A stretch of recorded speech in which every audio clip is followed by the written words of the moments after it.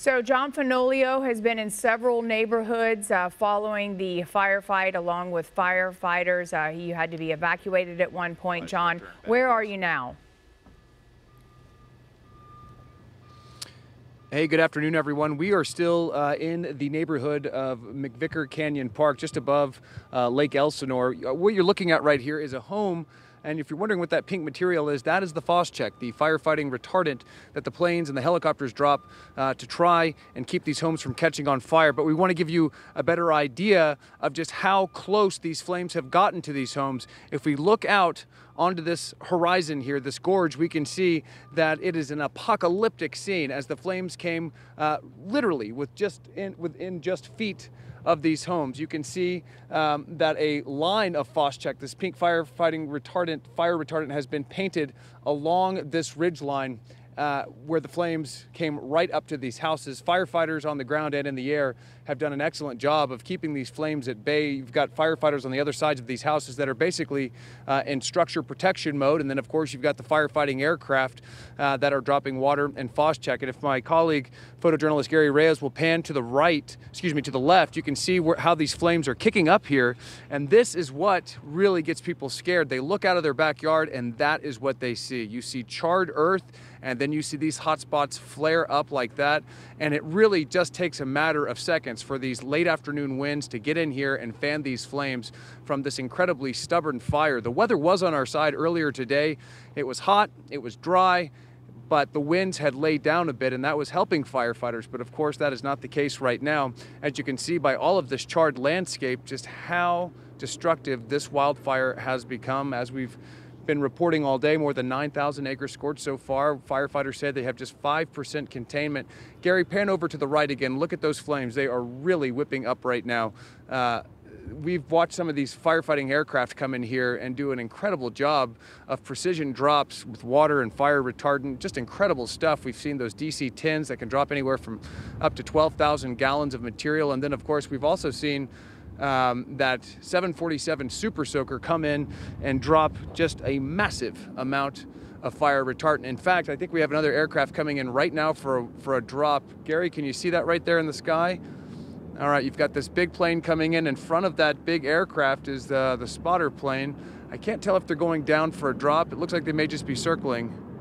But we're gonna keep our camera on that for just a moment because it looks like he may be coming in low. But I'll tell you what, the spot of concern right now, even though it's not as close to homes as some of these smaller spot fires are, is the one directly to our left. Gary, if you can show us that again, I would appreciate it. Look at those flames. They are really kicking up right now, and it's just, again, a matter of seconds before those flames whip up and you see that thick black smoke rise into the sky. That is not a good sign. Whenever you see that thick black smoke, that means you've got a fire that's getting away from you.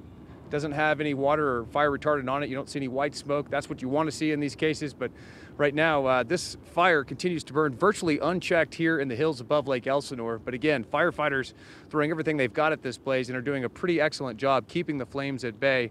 They really have painted a line of defense here, a line of Phos-Chek firefighting retardant to keep the flames from reaching these homes, and we are certainly grateful for all of their hard work. We're going to keep an eye on this section right here of the hills above Lake Elsinore and bring you another update as soon as we have one, especially if we get another one of those airdrops. We'll let you know about it. But again, more than 9,000 acres scorched so far with just 5% containment as this fire continues to burn virtually unchecked here in the hills above Lake Elsinore. Mark, Lou, send it back to you.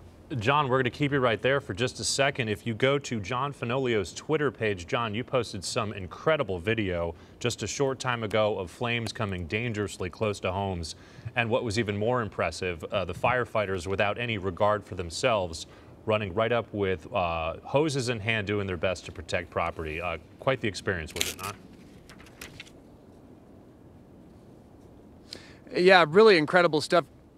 Yeah, really incredible stuff to see this up close and personal. That hotspot flared up and firefighters were on top of it in just a matter of minutes. They were able to get on top of it because what they've done is they have basically set up for structure protection. So while you've got fire like this that is burning in the hills behind homes and the open space where you have all this dense dry vegetation and abundance of all this vegetation. On the other side, you've got firefighters. And there's that 747 right there coming in low. Whew.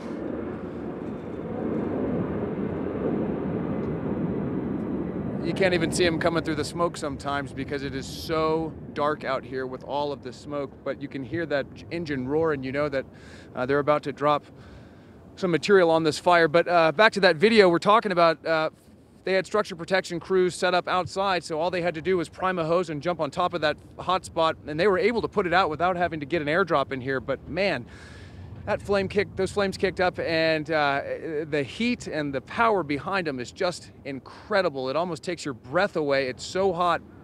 And once these flames get going like this, you can feel the wind kick up. I mean, it's almost as if these fires create their own weather systems in some cases because of all the heat that's being generated. And that's certainly what we experienced up close and personal watching these flames kick up from these afternoon winds, which have really hampered firefighting efforts and continue to make these hot spots a major threat to these homes here in the hills above Lake Elsinore. Yeah, Mark, John, Lou? I was surprised that you don't have a mask on because the air quality must be so poor.